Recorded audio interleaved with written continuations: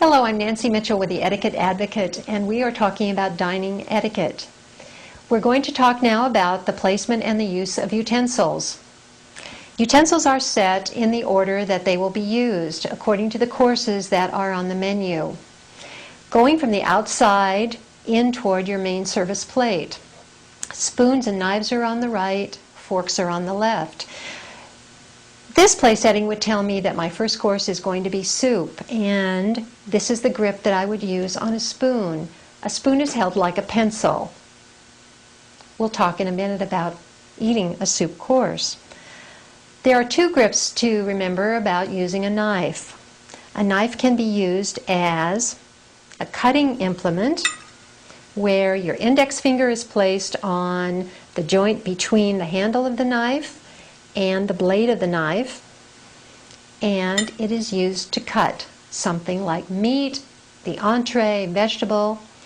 A fish fork is the only exception to that rule. If there is a fish knife in your place setting, that knife is held like a pencil. That grip is to ensure that you'll be able to remove bones, skin, whatever is part of your fish course. There are two styles of dining. There is the American style of dining and the European style of dining.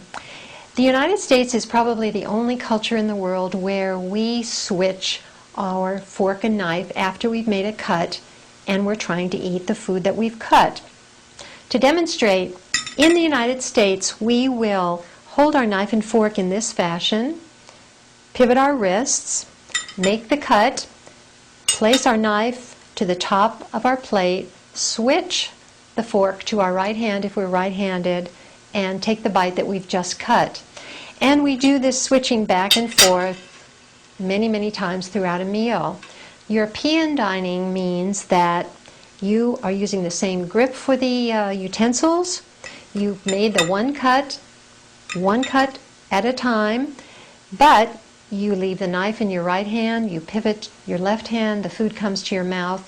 Your wrists are resting on the edge of the table. You do not need to put your knife and fork down between bites. The only time you do put them down is when you are going to take a drink of a beverage or you're going to have a bite of your bread. Let's talk for a minute about something called the silent service code.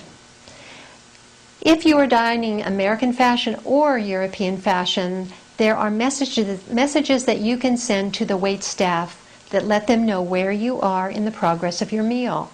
If I'm dining American fashion, I am going to be cutting one bite at a time.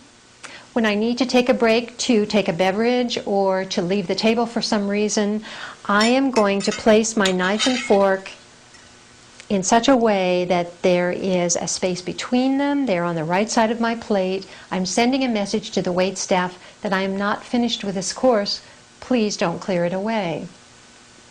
If I'm dining American fashion and I am completely finished, I'm going to line my knife and my fork up on my plate in what's called the 10-20 position. If you envision your plate as the face of a clock, the tines of the fork and the point of the knife are going to be pointing to 10 o'clock on the face of the clock. The handles are pointing to 20 past the hour on the clock. They're parallel, they're close together, they're sending this message to the wait staff: I'm completely finished with this course, you may clear it. Now let's talk briefly about the European style of dining. Again, the grip on the silverware is the same, but the difference is I am not going to be putting my knife down and switching my fork back to my right hand between each and every bite. I'm going to be making that cut. I'm going to be pivoting my left hand to bring that bite to my mouth. I have my elbows very close to my body. I have my wrists resting on the edge of the table.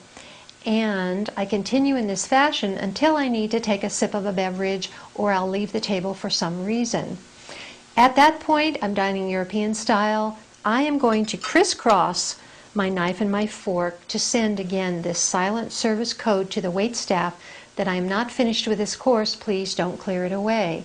When I am completely finished after having dined in the European fashion, again I will use this 10-20 position on the clock, if you will, and I will lay my knife and my fork parallel in that position with the tines of the fork down.